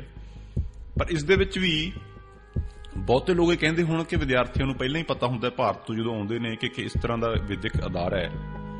ਉਸ 'ਚ ਮੈਂ ਦੱਸ ਦੇਵਾਂ ਕਿ ਇੱਕ ਡੈਜ਼ਿਗਨੇਟਿਡ ਲਰਨਿੰਗ ਇੰਸਟੀਟਿਊਸ਼ਨ DLI ਕਰਕੇ ਇੱਕ ਨੰਬਰ ਹੈ, ਉਹ ਵਿਦਿਅਕ ਅਦਾਰੇ ਨੂੰ ਕੇਂਦਰ ਸਰਕਾਰ ਜਿਹੜੀ ਹੈ, ਕੈਨੇਡਾ ਦੀ ਫੈਡਰਲ ਗਵਰਨਮੈਂਟ ਹੈ, ਉਹਦੇ ਵੱਲੋਂ ਦਿੱਤਾ ਜਾਂਦਾ ਤੇ ਉਹਨਾਂ ਦੀ ਵੈਬਸਾਈਟ ਹੈ canada.ca। ਉਸ ਤੇ ਜਾ ਕੇ ਤੁਸੀਂ ਭਰ ਕੇ ਵੇਖ ਸਕਦੇ ਹੋ ਕਿ ਜਿਸ 'ਚ ਮੈਂ ਦਾਖਲਾ ਲੈਣ ਜਾ ਰਿਹਾ ਉਸ ਕਾਲਜ ਨੂੰ DLI ਨੰਬਰ ਮਿਲਿਆ ਹੋਇਆ ਜਾਂ ਨਹੀਂ। ਸੋ ਇਹ 3 ਕਾਲਜਾਂ ਨੂੰ ਹੀ DLI ਨੰਬਰ ਮਿਲਿਆ ਹੋਇਆ ਸੀ। ਉਸ ਦੇ ਵਿੱਚ ਤੁਸੀਂ ਇਹ ਵੀ ਜਾਂਚ ਕਰ ਸਕਦੇ ਹੋ ਕਿ ਜਿਹੜੇ ਕਾਲਜ ਦੇ ਵਿੱਚ, ਜਿਹੜੇ ਪ੍ਰੋਗਰਾਮ ਦੇ ਵਿੱਚ ਮੈਂ ਐਡਮਿਸ਼ਨ ਲੈਣ ਜਾ ਰਿਹਾ ਜਾਂ ਜਾ ਰਹੀ ਹਾਂ, ਕੀ ਉਸ ਤੋਂ ਬਾਅਦ ਮੈਨੂੰ ਵਰਕ ਪਰਮਿਟ ਮਿਲ ਸਕਦਾ ਜਾਂ ਨਹੀਂ। ਵਿਸਥਾਰ ਦੇ ਵਿੱਚ ਤਾਂ ਨਹੀਂ ਪਤਾ ਕਿਉਂਕਿ ਇਹ ਹੁਣ DLI ਕੁਝ ਦੀ ਲਿਸਟ ਉੱਥੋਂ ਹਟਾ ਲਈ ਗਈ ਹੈ। ਸਿਰਫ ਇੱਕ ਕਾਲਜ ਹੈ ਜਿਹੜਾ ਅਜੇ ਵੀ, ਇਹ 3 ਕਾਲਜਾਂ ਦੇ ਵਿੱਚੋਂ ਅਜੇ ਵੀ DLI ਜਿਹੜਾ ਹੈ ਉਸ ਦਾ ਨੰਬਰ ਵਿਖਾਇਆ ਜਾ ਰਿਹਾ ਹੈ। ਉਸ ਦੇ ਵਿੱਚ ਤੁਸੀਂ ਇਹ ਵੇਖ ਸਕਦੇ ਹੋ ਕਿ ਕੁਝ ਪ੍ਰੋਗਰਾਮ ਇਹੋ ਜਿਹੇ ਸੀ ਜਿਹੜੇ ਉੱਥੋਂ ਦੇ ਮੰਨੇ ਪ੍ਰਮੰਨੇ ਪ੍ਰੋਗਰਾਮ ਨੇ, ਜਿਵੇਂ ਅਰਲੀ ਚਾਈਲਡਹੁੱਡ ਐਜੂਕੇਸ਼ਨ ਹੋ ਗਿਆ ਜਾਂ ਮੈਡੀਕਲ ਆਫਿਸ ਸਪੈਸ਼ਲਿਸਟ ਹੋ ਗਿਆ। ਇਹ ਚੰਗੇ ਜਿਹੜੇ ਆ ਉਹਨਾਂ ਦੇ ਵਿੱਚ ਮੰਨਿਆ ਜਾਂਦੇ ਇਹਨਾਂ ਕਾਲਜਾਂ ਦੇ। ਸੋ 3 ਕੋਲ DLI ਨੰਬਰ ਸੀ। ਬਹੁਤਾਤ ਦੇ ਵਿੱਚ ਇਹਨਾਂ ਜਿਹੜੇ ਵਿਦਿਆਰਥੀਆਂ ਨੇ ਦਾਖਲਾ ਲਿਆ ਹੋਇਆ ਸੀ ਅੰਤਰਰਾਸ਼ਟਰੀ ਸੀ ਤੇ ਅੰਤਰਰਾਸ਼ਟਰੀਆਂ ਤੋਂ ਭਾਰਤੀ ਸੀ। ਹੁਣ ਮੈਂ ਤੁਹਾਨੂੰ ਆંકੜੇ ਵੀ ਦੱਸ ਦੇਵਾਂ। ਜਿਹੜਾ M ਕਾਲਜ ਸੀ ਉਸ ਦੇ ਵਿੱਚ ਕੁੱਲ 688 ਵਿਦਿਆਰਥੀ ਸੀ। ਉਹਨਾਂ ਚੋਂ ਲੋਕਲ ਕੋਈ ਵੀ ਨਹੀਂ ਸੀ, ਕੈਨੇਡਾ ਦਾ ਕੋਈ ਵੀ ਨਹੀਂ ਸੀ।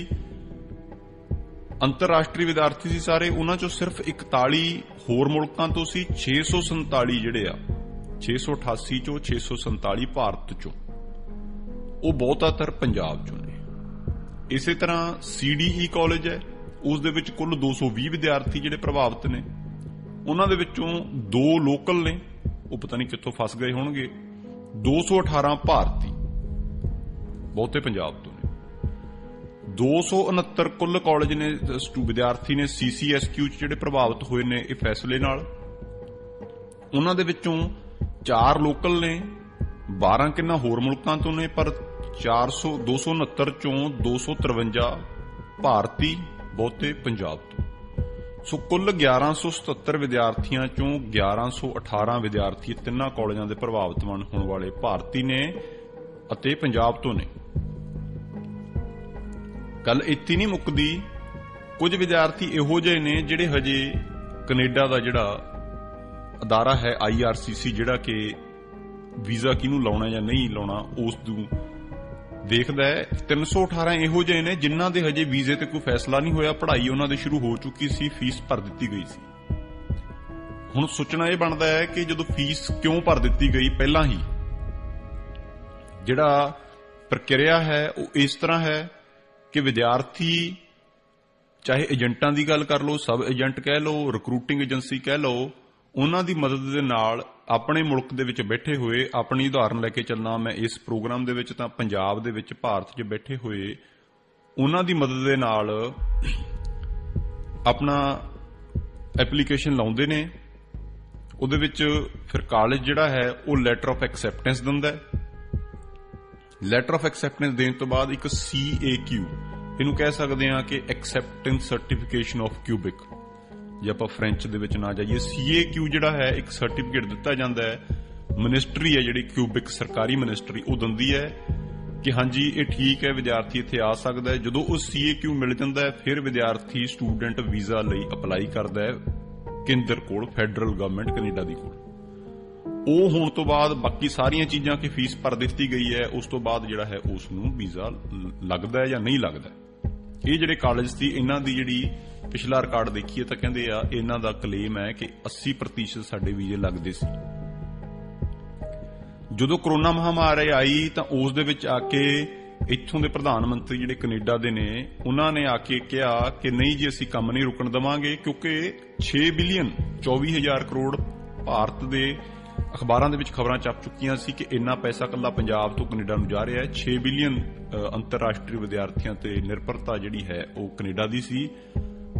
ਪਿਛਲੇ ਦਿਨਾਂ ਦੇ ਵਿੱਚ ਪਾਲਿਸੀ ਦੇ ਅਧੀਨ ਆਪਾਂ ਵੇਖੀਏ, ਪਿਛਲੇ ਦਹਾਕੇ ਦੇ ਵਿੱਚ ਕੈਨੇਡਾ ਦੀ ਸਰਕਾਰ ਨੇ ਪਬਲਿਕ ਫੰਡਾਂ ਜਿਹੜੇ ਸਬਸਿਡਾਈਜ਼ਡ ਨੇ, ਪ੍ਰਾਈਵੇਟ ਚਾਹੇ ਸਰਕਾਰੀ ਅਦਾਰੇ ਨੇ, ਪਬਲਿਕ ਨੇ, ਉਹਨਾਂ ਨੂੰ ਫੰਡਿੰਗ ਘਟਾਉਂਦੇ ਉਹਨਾਂ ਨੂੰ ਆਪ ਨਿਰਭਰ ਹੋਣ ਲਈ ਕਿਹਾ ਗਿਆ।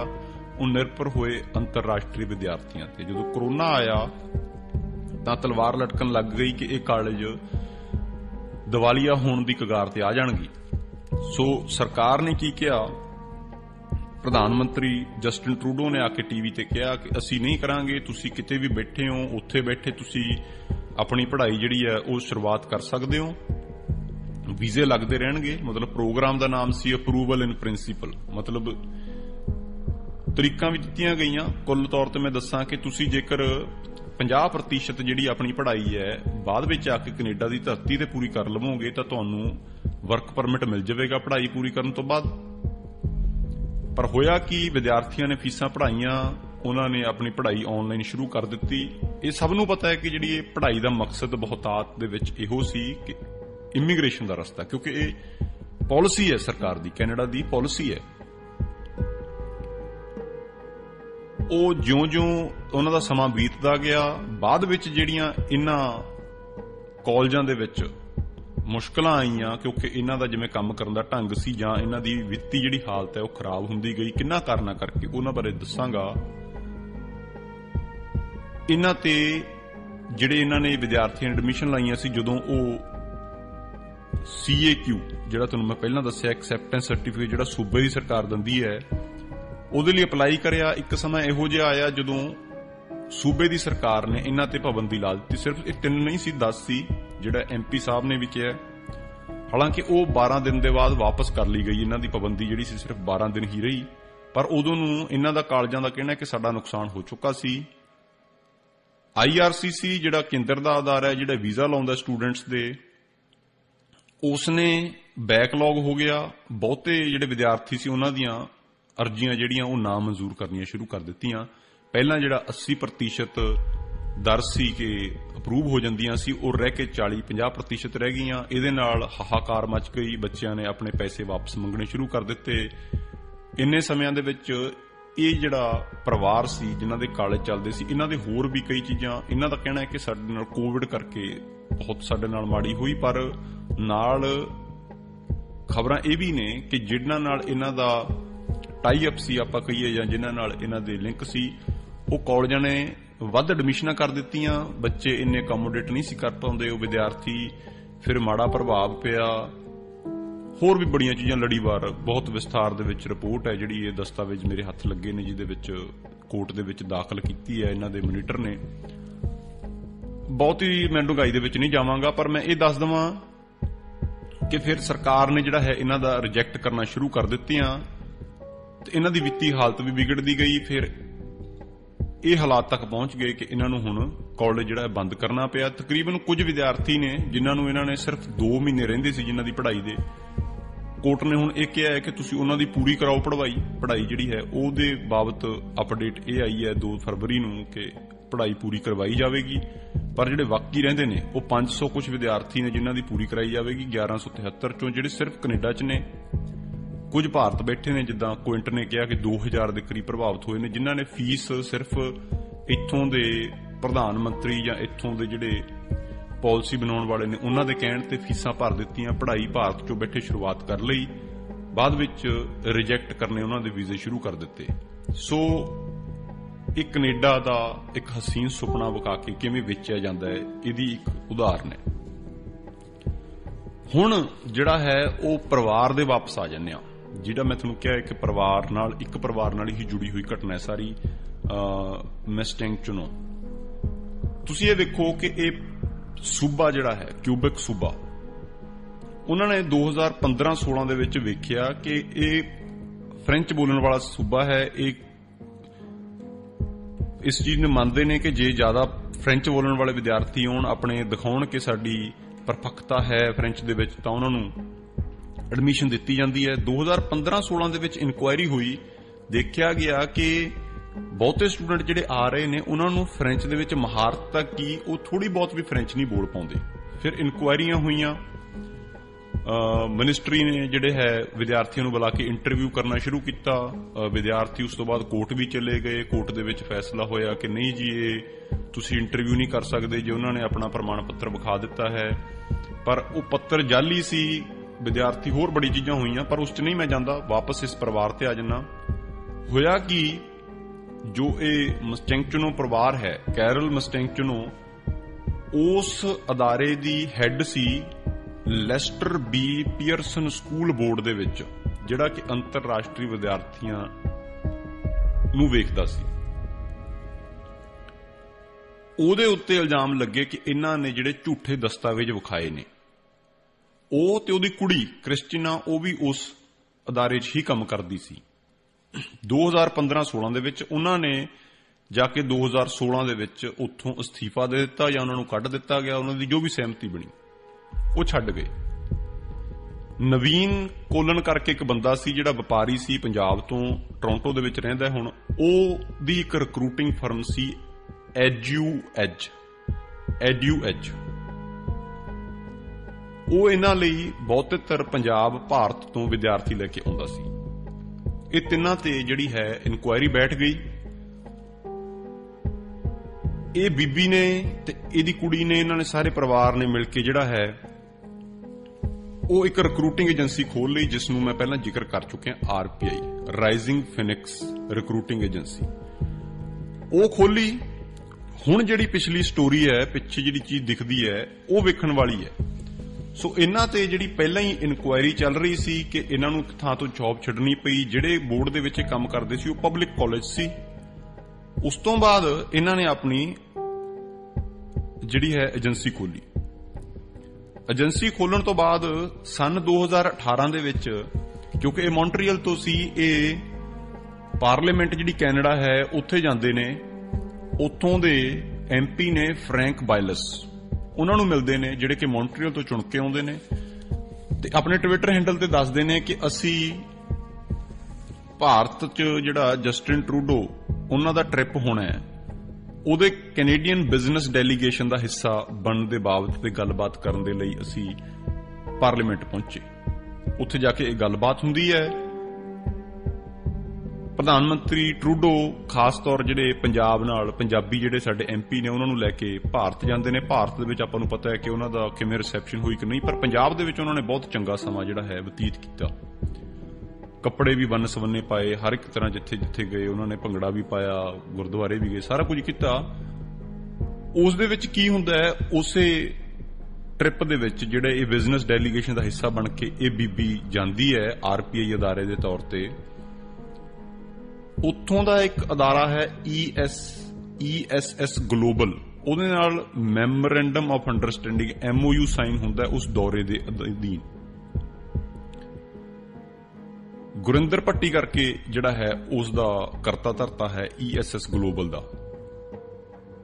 ਉਸ ਬੰਦੇ ਨੂੰ ਜਿਹੜਾ ਹਾਈ ਕਮਿਸ਼ਨਰ ਹੈ ਕੈਨੇਡਾ ਦਾ ਭਾਰਤ ਲਈ, ਉਹਦੇ ਵੱਲੋਂ ਇੱਕ ਸੱਦਾ ਪੱਤਰ ਭੇਜਿਆ ਜਾਂਦਾ ਹੈ ਕਿ 19 ਫਰਵਰੀ 2018 ਨੂੰ ਜਿਹੜਾ ਪ੍ਰੋਗਰਾਮ ਰੱਖਿਆ ਗਿਆ ਹੈ ਹਾਈ ਕਮਿਸ਼ਨਰ ਦੇ ਘਰ ਕੈਨੇਡਾ ਹਾਊਸ ਦੇ ਵਿੱਚ, ਜਿੱਥੇ ਕਿ ਪ੍ਰਧਾਨ ਮੰਤਰੀ ਟਰੂਡੋ ਹੋਣਗੇ, ਉੱਥੋਂ ਦਾ ਸੱਦਾ ਪੱਤਰ ਵੀ ਦਿੱਤਾ ਜਾਂਦਾ ਹੈ। ਉਹ ਬੰਦਾ ਜਾਂਦਾ ਹੈ, ਉੱਥੇ ਇਹਦੀਆਂ ਫੋਟੋਆਂ ਇਸ ਬੀਬੀ ਨਾਲ ਵੀ ਨੇ। ਜਿਹੜੇ ਪ੍ਰਮੁੱਖ ਚਿਹਰੇ ਸਨ, MP ਸਨ ਭਾਰਤੀ ਮੂਲ ਦੇ, ਪੰਜਾਬੀ ਮੂਲ ਦੇ, ਉਹਨਾਂ ਨਾਲ ਵੀ ਫੋਟੋਆਂ ਨੇ। ਇਸ ਬੀਬੀ ਦੀਆਂ ਵੀ ਉਹ ਭਾਰਤੀ ਮੂਲ ਦੇ MPਆਂ ਨਾਲ ਫੋਟੋਆਂ ਨੇ। MOU ਸਾਈਨ ਕਰਕੇ ਇਹ ਵਾਪਸ ਆ ਜਾਂਦਾ ਹੈ। ਉਸ ਤੋਂ ਬਾਅਦ ਇਹਨਾਂ ਦੀ ਅੰਡਰਸਟੈਂਡਿੰਗ ਹੋਰ ਵੀ ਲੋਕਾਂ ਨਾਲ ਬਣਦੀ ਹੈ। ਫਿਰ ਇਹ ਜਿਹੜੀ ਗੱਲਬਾਤ ਹੈ ਸਾਰੀ ਜਾ ਕੇ ਉਹ ਇੱਥੇ ਆਉਂਦੀ ਹੈ ਕਿ ਇਹ ਬੀਬੀ ਜਿਹੜੀ ਹੈ,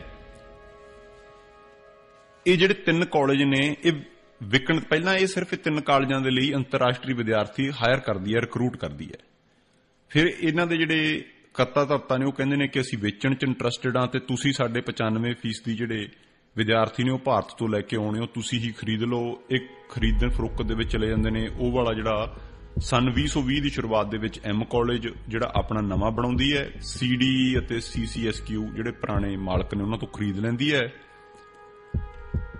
ਹੁਣ ਸਵਾਲ ਇਹ ਨੇ ਕਿ ਜਦੋਂ ਕਾਰਵਾਈ ਹੋਈ ਉਹਦੇ ਵਿੱਚ ਹੁਣ ਵਿਦਿਆਰਥੀਆਂ ਦਾ ਤਕਰੀਬਨ 11 ਮਿਲੀਅਨ ਕੈਨੇਡੀਅਨ ਡਾਲਰ ਦੇ ਹਿਸਾਬ ਨਾਲ ਜਿਹੜਾ ਹੈ ਸਿਰਫ ਵਿਦਿਆਰਥੀਆਂ ਦਾ ਇਹਨਾਂ ਦੇ ਖਿਲਾਫ ਜਿਹੜਾ ਹੈ ਪੈਸਾ ਖੜਾ ਹੈ। ਕੁੱਲ ਮਿਲਾ ਕੇ 22 ਮਿਲੀਅਨ ਜਿਹੜਾ ਕ੍ਰੈਡੀਟਰਸ ਦਾ ਦੇਣ ਵਾਲਾ ਹੈ। ਹੁਣ ਸਵਾਲ ਇੱਥੇ ਇਹ ਉੱਠਦੇ ਨੇ ਕਿ ਜਿਹੜੇ ਲਿਬਰਲ MP ਨੇ ਉਹ ਤਾਂ ਬੜੇ ਆਸਾਨੀ ਨਾਲ ਕਹਿ ਗਏ ਕਿ ਜੀ ਇਹ ਕੇਸਾਂ ਦਾ ਰੌਲਾ, ਤੁਸੀਂ ਜਾਓ ਜਾਂ ਹੋਰ ਹੈ। ਕਿਸੇ ਵਿਅਕਤੀ ਨੂੰ ਤੁਸੀਂ ਜਦੋਂ ਆਪਣੇ ਡੈਲੀਗੇਸ਼ਨ ਦਾ ਹਿੱਸਾ ਬਣਾ ਕੇ ਲੈ ਕੇ ਜਾਂਦੇ ਹੋ, ਜਿਸ ਤੇ ਪਹਿਲਾਂ ਹੀ ਇਨਕੁਆਇਰੀ ਹੋ ਰਹੀ ਹੈ, ਸਨ 2019 ਦੇ ਵਿੱਚ ਅੰਤ ਦੇ ਵਿੱਚ ਇਹ ਬੀਬੀ ਤੇ ਇਹਦੀ ਬੇਟੀ ਗ੍ਰਿਫਤਾਰ ਵੀ ਹੁੰਦੀਆਂ ਨੇ। ਉਹਦੇ ਕਰਕੇ ਇਹਨਾਂ ਦੀ ਰੈਪੂਟੇਸ਼ਨ ਖਰਾਬ ਹੁੰਦੀ ਹੈ ਤੇ ਇਹਨਾਂ ਨੇ ਕੋਰਟ ਦੇ ਵਿੱਚ ਕਿਹਾ ਵੀ ਸਾਡਾ ਇਹਦੇ ਕਰਕੇ ਵਿੱਤੀ ਨੁਕਸਾਨ ਹੋਇਆ, ਸਾਡੇ ਜਿਹੜੇ ਲੋਨ ਮਿਲਨੇ ਸੀ, ਫੰਡਿੰਗ ਮਿਲਣੀ ਸੀ, ਉਹ ਰੁਕ ਗਈ। ਇਹੋ ਜਿਹੇ ਬੰਦੇ ਨੂੰ ਡੈਲੀਗੇਸ਼ਨ ਦਾ ਹਿੱਸਾ ਬਣਾ ਕੇ ਲਿਜਾਇਆ ਜਾਂਦਾ ਜਿਸ ਤੇ ਪਹਿਲਾਂ ਹੀ ਫਰਾਡ ਕਰਨ ਦੇ ਇਲਜ਼ਾਮ ਲੱਗ ਚੁੱਕੇ ਨੇ ਤੇ ਕੋਰਟ ਚੱਲ ਰਿਹਾ ਕੇਸ। ਉਸ ਨੂੰ ਜਿਸ ਨਾਲ ਡੀਲ ਕਰਨੀ ਹੈ ਪੰਜਾਬ ਦੇ ਵਿੱਚ, ਉਸ ਨੂੰ ਕੈਨੇਡਾ ਦਾ ਹਾਈ ਕਮਿਸ਼ਨਰ ਸੱਦਾ ਪੱਤਰ ਭੇਜਦਾ, ਉਸ ਪਾਰਟੀ ਦੇ ਵਿੱਚ ਬੁਲਾਉਂਦਾ ਜਿੱਥੇ ਪ੍ਰਧਾਨ ਮੰਤਰੀ ਆਉਂਦੇ ਨੇ, ਫੋਟੋਆਂ ਹੁੰਦੀਆਂ ਨੇ, ਹੱਸਦੇ ਨੇ, ਖੇਡਦੇ ਨੇ, MOU ਸਾਈਨ ਹੁੰਦੇ ਨੇ। ਇੱਕ ਕੈਨੇਡਾ ਦੀ ਤਸਵੀਰ ਦਿਖਾ ਕੇ ਇੱਕ ਭਾਰਤ ਦੇ ਵਿੱਚ ਬੈਠਾ ਵਿਦਿਆਰਥੀ ਹੈ, ਉਹ ਮੰਨ ਲੈਂਦਾ ਹੈ ਕਿ ਜੇਕਰ ਇਹ ਅਦਾਰੇ ਦੀਆਂ ਫੋਟੋਆਂ ਨੇ, ਇਹਨਾਂ ਨੂੰ ਉੱਥੇ ਬੁਲਾਇਆ ਗਿਆ, ਕਿਉਂਕਿ ਉਹ ਆਪਣੇ ਸੋਸ਼ਲ ਮੀਡੀਆ ਤੇ ਪ੍ਰਚਾਰ ਕਰਦੇ ਨੇ ਕਿ ਜੀ ਸਾਨੂੰ ਉੱਥੇ ਬੁਲਾਇਆ ਗਿਆ, ਅਥੈਂਟਿਸਿਟੀ ਦਿਖਦੀ ਹੈ, ਪ੍ਰਮਾਣਤਾ ਹੁੰਦੀ ਹੈ। ਉਸ ਤੇ ਜ਼ਿੰਮੇਵਾਰੀ ਸਾਡੇ ਚੁਣੇ ਹੋਏ ਨੁਮਾਇੰਦਿਆਂ ਦੀ ਆ ਜਾਂਦੀ ਹੈ ਜਿਹੜੇ ਇਹ ਦੇਸ਼ ਦੇ ਨੇ। ਕੈਨੇਡਾ ਦੀ ਆਪਾਂ ਗੱਲ ਕਰੀਏ ਤਾਂ ਹੁਣ ਪੱਲਾ ਝਾੜ ਦੇਣਾ ਕਿ ਇਹ ਸਾਡਾ ਤਾਂ ਕੋਈ ਲੈਣਾ ਦੇਣਾ ਨਹੀਂ, ਇਹ ਕਿਊਬਿਕ ਦੀ ਸਰਕਾਰ ਨੇ ਕੀਤਾ। ਪਹਿਲਾਂ ਜਿਹੜਾ ਤੁਸੀਂ ਉਹਨਾਂ ਦਾ ਜੜ ਦਬਾਈਏ ਉੱਥੇ ਜਾ ਕੇ, ਉਹ ਵੀ ਜਾਣਦੇ ਹੋਏ ਕਿ ਇਹਨਾਂ ਤੇ ਪਹਿਲਾਂ ਫਰਾਡ ਦੇ ਕੇਸਿਸ ਨੇ। ਜੇ ਮੈਂ ਗਲਤ ਨਾ ਹੋਵਾਂ ਤਾਂ ਗੁਰਿੰਦਰ ਭੱਟੀ ਨਾਮ ਦਾ ਹੀ ਇੱਕ ਵਿਅਕਤੀ ਸੀ ਜਿਹੜਾ ਸਨ 2012 ਦੇ ਵਿੱਚ ਇੱਕ ਫਰਾਡ ਟਰੈਵਲ ਏਜੰਟ ਦੇ ਤੌਰ ਤੇ ਫੜਿਆ ਗਿਆ ਸੀ ਜਲੰਧਰ ਦੇ ਵਿੱਚੋਂ। ਜੇ ਇਹ ਉਹੀ ਇਨਸਾਨ ਹੈ, ਸੋ ਬਿਨਾਂ ਕਿਸੇ ਘੋਖ ਪੜਤਾਲ ਕੀਤੇ ਤੁਸੀਂ ਇਹੋ ਜਿਹੇ ਲੋਕਾਂ ਨੂੰ ਆਪਣੀਆਂ ਪਾਰਟੀਆਂ ਤੇ ਬੁਲਾਉਣੇ ਹੋ, ਆਪਣੇ ਬਿਜ਼ਨਸ ਡੈਲੀਗੇਸ਼ਨ ਦਾ ਹਿੱਸਾ ਬਣਾਉਣੇ ਹੋ, ਲੈ ਕੇ ਜਾਂਦੇ ਹੋ। ਇਸ ਦੇ ਬਾਰੇ ਸਪਸ਼ਟੀਕਰਨ ਦੇਣਾ ਬਣਦਾ ਹੈ ਕਿ ਕੀ ਉਹਨਾਂ ਨੂੰ ਜਾਣਕਾਰੀ ਸੀ ਜਾਂ ਨਹੀਂ ਸੀ। ਇੱਕੋ ਹੀ ਪਰਿਵਾਰ ਦਾ ਸ਼ਾਮਲ ਹੋਣਾ ਇਹੋ ਜਿਹੇ ਧੋਖੇਧੜੀ ਦੇ ਵਿੱਚ। ਸੋ ਜਿਸ ਤਰ੍ਹਾਂ ਮੈਂ ਪਹਿਲਾਂ ਦੱਸਿਆ ਹੈ ਕਿ ਇਹ ਜਿਹੜੇ ਵਿਦਿਆਰਥੀ ਨੇ, ਇਹਨਾਂ ਨੂੰ ਰਿਕਰੂਟਿੰਗ ਏਜੰਸੀ ਜਿਹੜੀ ਹੈ, ਜਿਹੜੇ ਇਸ ਪਰਿਵਾਰ ਦੀ ਵੀ ਸੀ, ਉਹਨਾਂ ਨੂੰ ਸਿੱਧੇ ਕਾਲਜ ਜਿਹੜੇ ਆ ਉਹ ਫੀਸ ਨਹੀਂ ਲੈਂਦੇ, ਉਹ ਰਿਕਰੂਟਿੰਗ ਏਜੰਸੀ ਦੇ ਰਾਹੀਂ ਲੈਂਦੇ ਨੇ। ਜਿਹੜਾ ਕਮਿਸ਼ਨ ਕੱਟ ਲਿਆ ਜਾਂਦਾ ਤਕਰੀਬਨ 1/3 ਤੇ ਬਾਕੀ ਕਾਲਜਾਂ ਨੂੰ ਭੇਜਿਆ ਜਾਂਦਾ। ਕਿਊਬਿਕ ਦੀ ਸਰਕਾਰ ਦਾ ਕਹਿਣਾ ਇਹ ਹੈ ਕਿ ਅਸੀਂ ਕਦੇ ਵੀ ਵਿਦਿਆਰਥੀਆਂ ਤੋਂ ਐਡਵਾਂਸ ਦੇ ਵਿੱਚ ਫੀਸ ਲੈਣ ਦੇ ਹੱਕ 'ਚ ਨਹੀਂ। ਇਸ ਘਟਨਾ ਦੇ ਬਾਬਤ ਜੇ ਆਪਾਂ ਵੇਖੀਏ, ਵਿਦਿਆਰਥੀਆਂ ਦੀ ਇਹ ਗੱਲ ਸਪਸ਼ਟ ਆਈ ਹੈ ਕਿ ਸਾਨੂੰ ਪਹਿਲਾਂ ਹੀ ਕਹਿ ਦਿੱਤਾ ਜਾਂਦਾ ਸੀ, ਨਵੰਬਰ ਦੇ ਵਿੱਚ ਸਾਨੂੰ ਅਕਤੂਬਰ ਦੇ ਵਿੱਚ ਚਿੱਠੀਆਂ ਆਉਣੀਆਂ ਸ਼ੁਰੂ ਹੋ ਗਈਆਂ ਸੀ ਕਿ ਤੁਸੀਂ ਤਕਰੀਬਨ $7,000 ਦੀ ਜਿਹੜੀ ਫੀਸ ਹੈ ਉਹ ਪਹਿਲਾਂ ਹੀ ਜਮ੍ਹਾਂ ਕਰਾ ਦਿਵੋ, ਨਹੀਂ ਤਾਂ ਤੁਹਾਡਾ ਜਿਹੜਾ ਹੈ ਉਹ ਕੰਮ ਕਰਨ ਦੇ ਵੀਜ਼ੇ ਤੇ ਇਹਨਾਂ ਚੀਜ਼ਾਂ ਤੇ ਪ੍ਰਭਾਵ ਪਏਗਾ। ਤੁਸੀਂ ਜਨਵਰੀ 10 ਜਾਂ ਕੋਈ ਜਨਵਰੀ ਦਾ ਪਹਿਲੇ ਹਫ਼ਤੇ ਦੀ ਤਰੀਕ ਦਿੱਤੀ ਗਈ ਸੀ, ਜਿਹੜੀ ਕਿ ਬਾਅਦ ਵਿੱਚ ਘਟਾ ਕੇ ਦਸੰਬਰ ਨੂੰ ਕਰ ਦਿੱਤੀ ਗਈ। ਜਦੋਂ ਮਿਨਿਸਟਰੀ ਜਿਹੜੀ ਹੈ ਕਿਊਬਿਕ ਦੀ, ਉਹਨੂੰ ਵਿਦਿਆਰਥੀਆਂ ਨੇ ਵਾਰ-ਵਾਰ ਪਹੁੰਚ ਕਰਨ ਦੀ ਕੋਸ਼ਿਸ਼ ਕੀਤੀ, ਕੋਈ ਜਵਾਬ ਨਹੀਂ ਮਿਲਿਆ। ਸੋ ਇਹ ਵੀ ਆਪਣੇ ਆਪ 'ਚ ਸਵਾਲ ਹੈ। ਨਾਲ ਹੀ ਜਿਹੜਾ ਐਡਵਾਈਜ਼ਰੀ ਕਮਿਸ਼ਨ ਹੈ ਪ੍ਰਾਈਵੇਟ ਐਜੂਕੇਸ਼ਨ ਤੇ, ਜਿਹੜੇ ਨਾਨ ਸਬਸਿਡਾਈਜ਼ਡ ਪ੍ਰਾਈਵੇਟ ਕਾਲਜ ਨੇ, ਉਹਨਾਂ ਤੇ ਸਵਾਲ ਇਹ ਆਉਂਦਾ ਹੈ ਕਿ ਵਾਰ-ਵਾਰ ਕਿਊਬਿਕ ਇਹੋ ਜਿਹਾ ਸੂਬਾ ਹੈ, ਬ੍ਰਿਟਿਸ਼ ਕੋਲੰਬੀਆ ਨੇ ਇਸ ਤੇ ਰੋਕ ਲਾ ਦਿੱਤੀ ਸੀ, ਜਿੱਥੇ ਤੁਸੀਂ ਕੈਸ਼ ਦੇ ਵਿੱਚ ਜਿਹੜੀ ਹੈ ਉਹ ਆਪਣੀ ਟਿਊਸ਼ਨ ਫੀ ਜਮ੍ਹਾਂ ਕਰਾ ਸਕਦੇ ਹੋ। ਉਸ ਨਾਲ ਕਿਤੇ ਨਾ ਕਿਤੇ ਸਵਾਲ ਇਹ ਵੀ ਖੜੇ ਹੁੰਦੇ ਨੇ ਕਿ ਇਹਦੇ ਨਾਲ ਮਨੀ ਲਾਂਡਰਿੰਗ ਜਿਹੜੀ ਹੈ ਉਹ ਹੁੰਦੀ ਹੈ। ਇਹ ਉੱਥੋਂ ਦੇ ਸਰਕਾਰਾਂ ਦਾ ਵੀ ਮੰਨਣਾ ਹੈ। ਉੱਥੋਂ ਦਾ ਇੱਕ ਹੋਰ ਗੱਲ ਹੈ ਕਿ ਇਸ ਤੇ ਤਾਂ ਨਕੇਲ ਲੱਗਣੀ ਹੀ ਚਾਹੀਦੀ ਹੈ। ਵਿਦਿਆਰਥੀ ਵੀ ਇਹ ਆਰੋਪ ਲਾ ਰਹੇ ਨੇ ਕਿ ਇਹ ਕੁਝ ਨਹੀਂ ਹੈ, ਦੀਵਾਲੀਆਪਨ ਨਹੀਂ ਹੈ, ਪੈਸੇ ਦਾ ਹੇਰ ਫੇਰ ਹੈ, ਇੱਧਰ ਉੱਧਰ ਪੈਸੇ ਕਰ ਲਏ ਨੇ। ਉਹੀ ਜਿਹੜੇ ਪਰਿਵਾਰ ਦਾ ਮਸਲਾ ਹੈ ਸਾਰਾ ਇਹ, ਜਿਸ ਨੂੰ ਭਾਰਤ ਵੀ ਲਿਜਾਇਆ ਗਿਆ ਨਾਲ ਬਿਨਾਂ ਕੋਈ ਘੋਖੇ ਪਰ ਦੇਖੇ ਕਿ ਇਹਨਾਂ ਤੇ ਕੀ ਕਸੂਰ ਨੇ। ਡੈਨੀਅਲ ਮਕੈਨਨ ਨੇ ਜਿਹੜੇ ਉੱਥੋਂ ਦੇ ਮਿਨਿਸਟਰ ਨੇ, ਉਹਨਾਂ ਨੇ ਕਿਹਾ ਵੀ ਇੱਥੇ ਥੋੜੀ ਜਿਹੀ ਦੇਖਣ ਦੀ ਲੋੜ ਹੈ ਕਿ ਸਾਡਾ ਅਕਸਰ ਇਹ ਹੁੰਦਾ ਕਿ ਪਿਛਲੇ 3 ਸਾਲ ਦੇ ਵਿੱਚ ਉਹ ਬੰਦਾ ਕਨਵਿਕਟ ਨਾ ਹੋਇਆ ਹੋਵੇ ਜਾਂ ਗਿਲਟੀ ਉਹਨੇ ਆਪਣੇ ਆਪ ਨੂੰ ਐਡਮਿਟ ਨਾ ਕੀਤਾ ਹੋਵੇ, ਪਰ ਇਸ ਤੇ ਹੋਰ ਸਖਤ ਕਾਰਵਾਈ ਕਰਨ ਦੀ ਲੋੜ ਹੈ। ਕਿਉਂਕਿ ਜਦੋਂ ਇਹ ਬੀਬੀ ਤੇ ਇਹਦੀ ਕੁੜੀ ਨੂੰ 2016 'ਚ ਛੱਡਣਾ ਪਿਆ, ਕੈਰਲ ਮੈਸਚੈਂਚਿਨੋ ਤੇ ਇਹਦੀ ਕੁੜੀ ਕ੍ਰਿਸਟੀਨਾ ਨੂੰ ਜਦੋਂ ਛੱਡਣਾ ਪਿਆ, ਉਸ ਤੋਂ ਬਾਅਦ ਇਹਨਾਂ ਨੂੰ ਜਿਵੇਂ ਕਹਿੰਦੇ ਰੈੱਡ ਫਲੈਗ ਕਰ ਦੇਣਾ ਚਾਹੀਦਾ ਸੀ। ਇਹਨਾਂ ਨੂੰ ਘੱਟੋ ਘੱਟ ਵਿਦਿਅਕ ਅਦਾਰਿਆਂ ਦੇ ਵਿੱਚ ਉਸ ਤਰ੍ਹਾਂ ਦੇ ਕੰਮਾਂ 'ਚ ਜੁੜਨ ਲਈ ਨਹੀਂ ਸੀ ਕਹਿਣਾ ਚਾਹੀਦਾ। ਪਰ ਇਹ ਤਾਂ 2017-18 ਦੇ ਵਿੱਚ ਆਪਣਾ ਅਦਾਰਾ ਖੋਲ੍ਹਦੇ ਨੇ, ਰਿਕਰੂਟਿੰਗ ਏਜੰਸੀ। ਪ੍ਰਧਾਨ ਮੰਤਰੀ ਟਰੂਡੋ ਦੇ ਨਾਲ ਭਾਰਤ ਦੇ ਦੌਰੇ ਤੇ ਜਾਂਦੇ ਨੇ, ਖਾਸ ਤੌਰ ਤੇ ਪੰਜਾਬ ਦੇ ਵਿੱਚ, ਤੇ MOU ਸਾਈਨ ਕਰਦੇ ਨੇ। ਵਾਪਸ ਆ ਕੇ 2 ਕਾਲਜ ਖਰੀਦ ਰਹੇ ਨੇ, ਤੀਜਾ ਕਾਲਜ ਆਪਣਾ ਬਣਾਉਂਦੇ ਨੇ। ਸੋ ਇਸ ਤਰ੍ਹਾਂ ਦੀ ਨਗੇਲ ਪਾਉਣ ਦਾ ਕੰਮ ਸਰਕਾਰ ਦਾ ਕਰਨਾ ਹੁੰਦਾ ਹੈ। ਪਰ ਬਿੱਲੀ ਦੇ ਗਲ ਟੱਲੀ ਕੌਣ ਬੰਨੇ, ਕਿਉਂਕਿ ਇਹ ਆਪ ਜੁੜੇ ਹੋਏ ਨੇ। ਨਾਲ ਹੀ ਜਿਹੜੇ ਉੱਥੋਂ ਦੇ ਮੁਲਾਜ਼ਮ ਨੇ, ਇਸ ਜਿਹੜਾ ਵਿਦਿਅਕ ਢਾਂਚੇ ਨੂੰ ਦੇਖਣ ਵਾਲੇ, ਉਹ ਕਹਿੰਦੇ ਵੀ ਇਹ ਕਾਲਜਾਂ ਤੇ ਛੱਡ ਦਿੱਤਾ ਜਾਂਦਾ ਹੈ ਕਿ ਤੁਸੀਂ ਆਪਣੀ ਐਪਲੀਕੇਸ਼ਨ ਜਦੋਂ ਪਾਉਣੇ ਹੋ ਤਾਂ ਵੀ ਅਸੀਂ ਇੰਨੇ ਅੰਤਰਰਾਸ਼ਟਰੀ ਵਿਦਿਆਰਥੀ ਲਵਾਂਗੇ ਤੇ ਬਾਕੀ ਲੋਕਲ। ਪਰ ਕਹਿੰਦੇ ਲਿਮਿਟ ਉਹਨਾਂ ਤੇ ਕੋਈ ਨਹੀਂ ਹੁੰਦੀ, ਉਹ 100, 200, 300, ਜਿਸ ਤਰ੍ਹਾਂ ਇਸ ਕੇਸ 'ਚ ਤੁਸੀਂ ਦੇਖਦੇ ਹੋ ਵੀ 95, ਕਈ ਜਗ੍ਹਾ ਤੇ ਤਾਂ 99% ਜਿਹੜੇ ਵਿਦਿਆਰਥੀ ਨੇ ਉਹ ਅੰਤਰਰਾਸ਼ਟਰੀ ਨੇ, ਖਾਸ ਤੌਰ ਤੇ ਪੰਜਾਬ ਤੋਂ ਨੇ। ਸੋ ਇਹ ਸਾਰੀ ਜਿਹੜੀ ਘਟਨਾ ਹੈ, ਜਿਹੜੀ ਜਾਣਕਾਰੀ ਮੈਂ ਤੁਹਾਨੂੰ ਦਿੱਤੀ, ਇਹ ਵੱਖ-ਵੱਖ ਜਿਹੜੇ ਪਬਲਿਕ ਜਨਤਕ ਥਾਵਾਂ ਨੇ ਉੱਥੇ ਪਈ ਹੈ, ਉੱਥੋਂ ਲਈ ਗਈ ਹੈ। ਕਿਤੇ ਟਵਿੱਟਰ ਦੇ ਉੱਪਰ ਇਹਨਾਂ ਦੀਆਂ ਫੋਟੋਆਂ ਨੇ। ਕੋਰਟ ਦੇ ਵਿੱਚ, ਜਿਹੜੇ ਸੁਪਰੀਮ ਕੋਰਟ ਆਫ ਕਿਊਬਿਕ ਦੇ ਵਿੱਚ ਦਸਤਾਵੇਜ਼ ਜਿਹੜੀ ਆ ਮੋਨੀਟਰ ਕਮੇਟੀ ਨੇ ਪਾਏ ਨੇ, ਉਸ ਦੇ ਵਿੱਚ ਹੈ। ਤੇ ਜੋ ਅਖਬਾਰਾਂ, ਰੇਡੀਓ ਕੈਨੇਡਾ ਜਿਹੜਾ ਸਰਕਾਰੀ ਅਦਾਰਾ ਇੱਕ ਤਰ੍ਹਾਂ ਦਾ, ਉਸ ਨੇ ਜੋ ਆਪਣੀ ਇਨਵੈਸਟੀਗੇਸ਼ਨ ਕੀਤੀ ਹੈ ਉਸ ਦੇ ਵਿੱਚ ਹੈ। ਇਹ ਸਾਰੀ ਜਨਤਕ ਥਾਵਾਂ ਤੇ ਪਈ ਹੈ। ਪਰ ਗੱਲ ਇਹ ਹੈ ਕਿ ਆਪਾਂ ਅੱਖਾਂ ਮੀਟ ਕੇ ਬੈਠੇ ਹਾਂ। ਸਾਡੇ ਵਿਦਿਆਰਥੀ ਜਿਹੜੇ ਆ ਰਹੇ ਨੇ ਉਹਨਾਂ ਨੂੰ ਲੁੱਟਿਆ ਜਾ ਰਿਹਾ ਹੈ, ਖਾਸ ਤੌਰ ਤੋਂ ਪੰਜਾਬ ਤੋਂ ਆ ਰਹੇ ਨੇ। ਮੈਂ ਨਹੀਂ ਕਹਿੰਦਾ ਕਿ ਤੁਸੀਂ ਇੱਕ ਪਾਲਿਸੀ ਬਣਾਈ ਹੈ, ਬਿਜ਼ਨਸ ਬਣਾਇਆ ਹੈ, ਉਸ ਦੇ ਵਿੱਚ ਤੁਸੀਂ ਇਨਸਾਫ ਕਰੋ, ਵਿਦਿਆਰਥੀਆਂ ਨੂੰ ਸਹੀ ਤਰ੍ਹਾਂ ਪਾਓ। ਪਰ ਜਦੋਂ ਇੱਕ ਦੇਸ਼ ਦਾ ਪ੍ਰਧਾਨ ਮੰਤਰੀ ਆ ਕੇ ਟੀਵੀ ਤੇ ਕਹਿੰਦਾ ਹੈ ਕਿ ਤੁਹਾਨੂੰ ਅਸੀਂ ਸਾਂਭ ਲਵਾਂਗੇ, ਬਾਅਦ ਵਿੱਚ ਵੀਜ਼ੇ ਰੱਦ ਹੋ ਜਾਂਦੇ ਨੇ। ਤੇ ਜੇ ਰੱਦ ਹੋ ਜਾਂਦੇ ਨੇ, ਬੱਚਿਆਂ ਦਾ ਤੁਸੀਂ ਕੋਈ ਬਾਂਹ ਨਹੀਂ ਫੜਦੇ ਨੌਜਵਾਨਾਂ ਦੀ। ਇਹ ਬਹੁਤ ਸਵਾਲ ਖੜੇ ਕਰਦਾ ਹੈ ਕਿ ਜੇ ਨੀਤੀ ਦੇ ਵਿੱਚ ਵਿਦਿਆਰਥੀਆਂ ਨੂੰ ਪਤਾ ਹੈ ਕਿ ਸਾਡੇ ਤੋਂ 4-4, 5-5 ਗੁਣਾ ਫੀਸ ਲਈ ਜਾਣੀ ਹੈ, ਉਸ ਤੋਂ ਬਾਅਦ ਵੀ ਤੁਸੀਂ ਉਹਨਾਂ ਦਾ ਭਵਿੱਖ ਹਨੇਰੇ 'ਚ ਪਾ ਦਿੰਦੇ ਹੋ। ਇਹ ਸੋਚਣ ਦੀ ਲੋੜ ਹੈ ਪੰਜਾਬ ਦੇ ਸਿਆਸਤਦਾਨਾਂ ਨੂੰ ਵੀ, ਜਿਹੜੇ ਤਿਆਰ ਨੇ ਲੋਨ ਦੇਣ ਦੇ ਲਈ, ਕਿ ਟੈਕਸ ਪੇਅਰ ਦਾ ਪੈਸਾ ਕਿੱਥੇ ਆ ਕੇ ਕੌਣ ਖਾ ਰਿਹਾ ਤੇ ਕਿੱਥੇ ਫਸ ਰਿਹਾ। ਤੇ ਨਾਲ ਹੀ ਕੈਨੇਡਾ ਦੇ ਸੂਬਿਆਂ ਦੀਆਂ ਸਰਕਾਰਾਂ ਨੂੰ ਵੀ ਵੇਖਣ ਦੀ ਲੋੜ ਹੈ ਕਿ ਕਿਸ ਤਰ੍ਹਾਂ ਉਹ ਇੰਨੀ ਢਿੱਲ ਦੇ ਰਹੇ ਨੇ ਕਿ ਉਹਨਾਂ ਦੇ, ਜਿਵੇਂ ਕਹਿੰਦੇ ਹੁੰਦੇ ਆ ਕਿ ਨੱਕ ਹੇਠ ਹੀ ਸਾਰਾ ਕੁਝ ਚੱਲ ਰਿਹਾ।